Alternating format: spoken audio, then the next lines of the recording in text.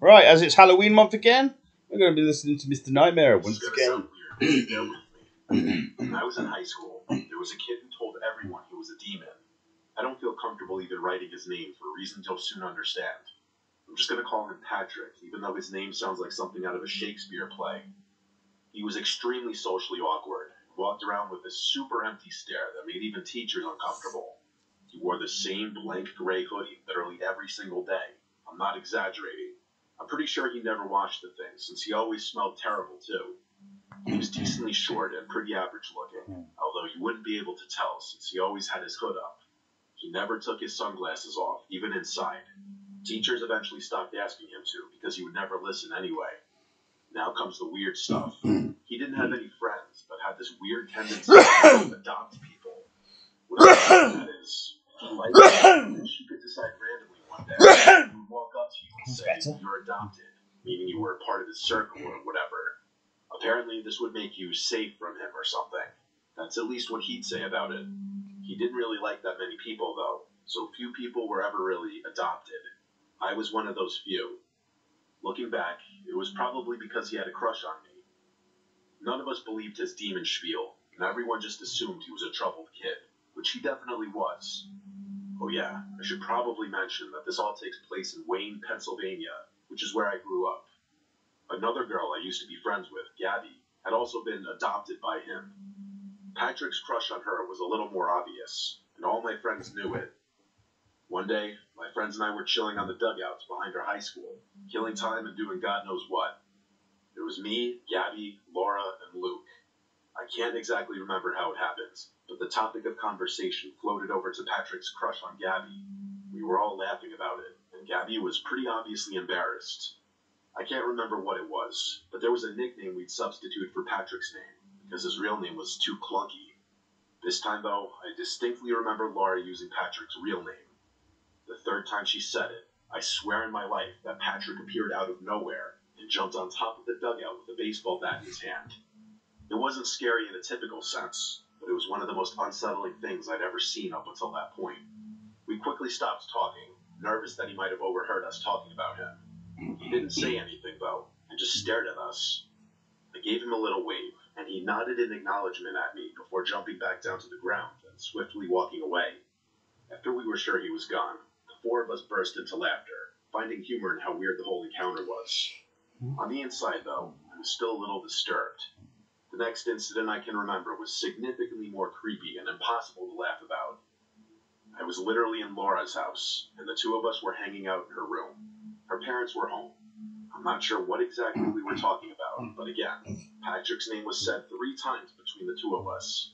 Not 10 minutes later, we heard Laura's front door slam shut. Confused, we went downstairs to see if one of our other friends had decided to pull up. Laura was friends with everyone, and her parents were super chill, so people came and went unannounced when it came to her house. Laura's mom had beaten us to the door, though.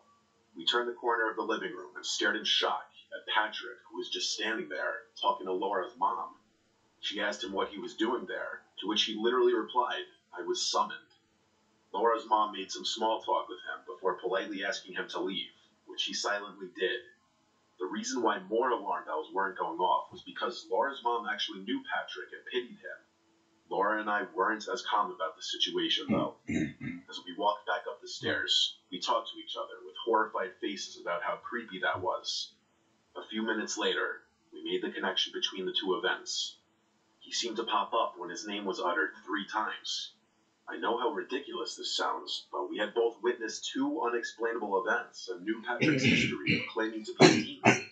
How else could someone else rationalize what had taken place? We told all of our friends about the incident the next day, and our friend group swore to never say his name 3 times in one conversation again. Things were going well for a few months, and I started to think that maybe I had overreacted. That is, until one day, when my same group of friends were hanging out at my other friend Johnny's house.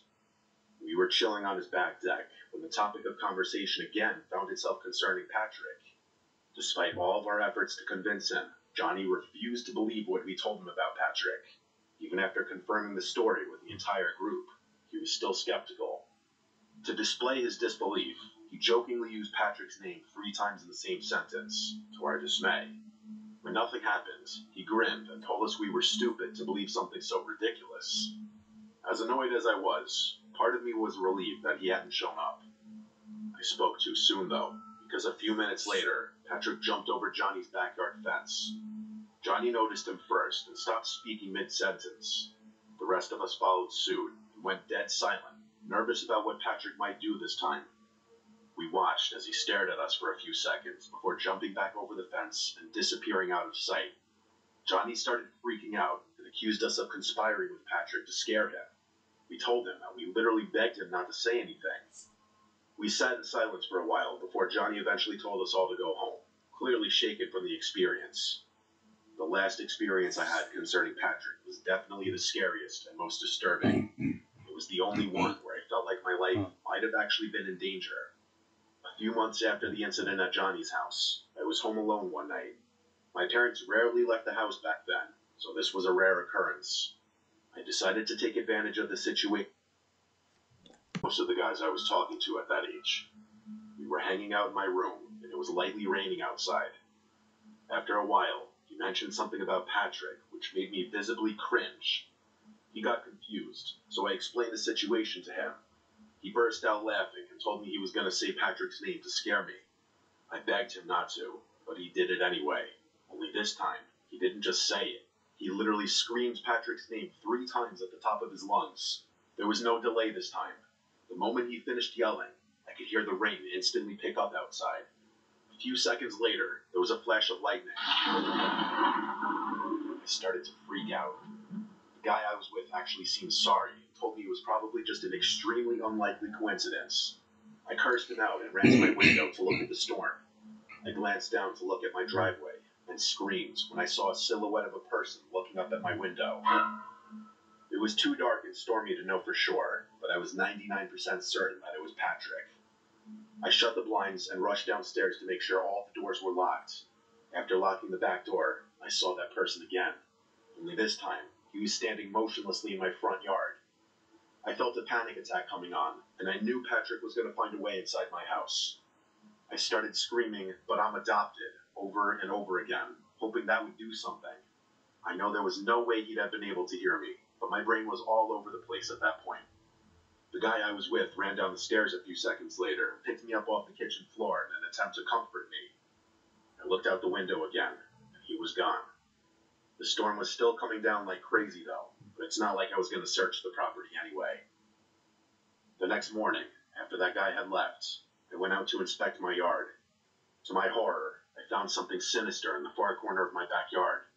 It was Patrick's hoodie, and wrapped inside of it were a couple random belongings of mine that I assumed I lost. My parents were gone another day, and I was too scared to call the police. I figured I'd show my parents what I had found after school the next day, and they'd take it from there. I never had to, though. The next day, Patrick didn't show up to school. He didn't show up the day after that either. None of us ever saw him again, and no one knew what happened to him. My parents still live in the same house, which is something I think about a lot. I know this isn't your typical scary story, but I'm not sure where else to vent about this. A few people from school told me they caught Patrick hiding and eavesdropping on their conversations, which could explain how he was able to show up out of nowhere. As I've grown older and thought back on the whole thing, I think what makes the most sense is Patrick was just a mentally ill stalker who followed me and possibly other girls around. That's why he was always able to appear when his name was brought up. It skeeves me out just imagining him following me around all over the place, listening to me. I don't even want to wonder where he is today.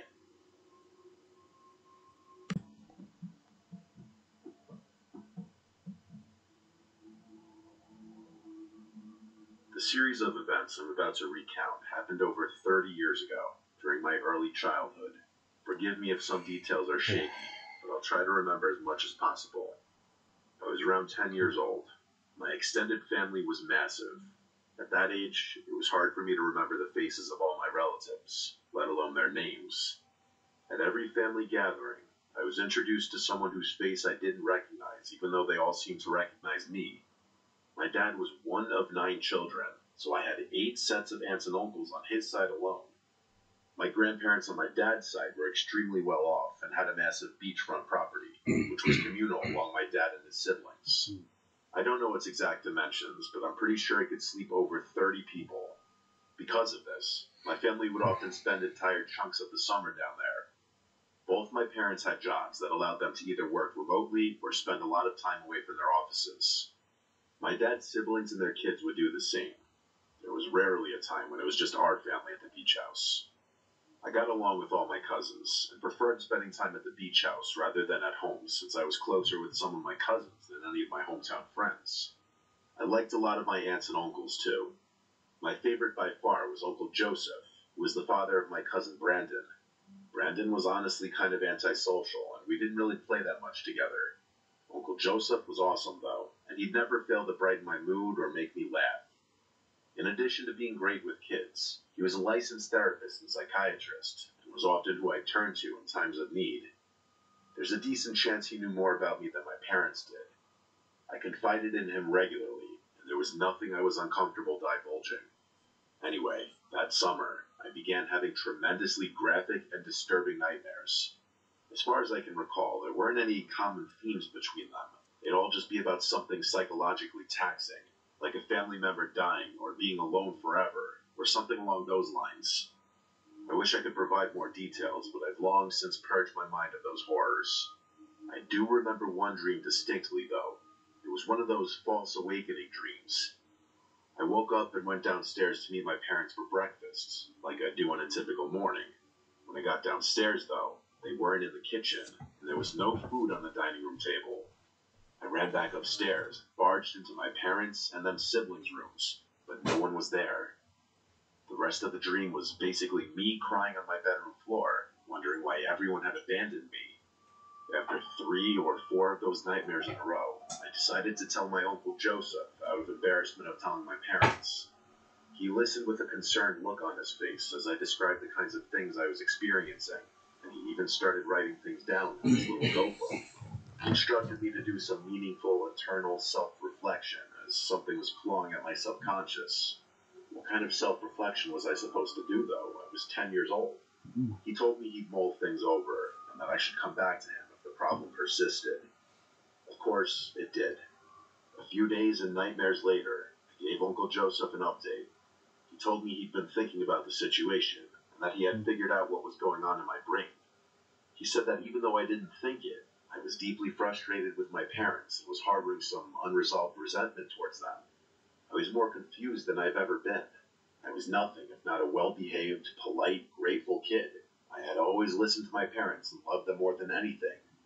Uncle Joseph knew what he was talking about, though. He was a therapist, after all. I assumed he had dealt with similar situations in the past and considered myself lucky that he was helping me.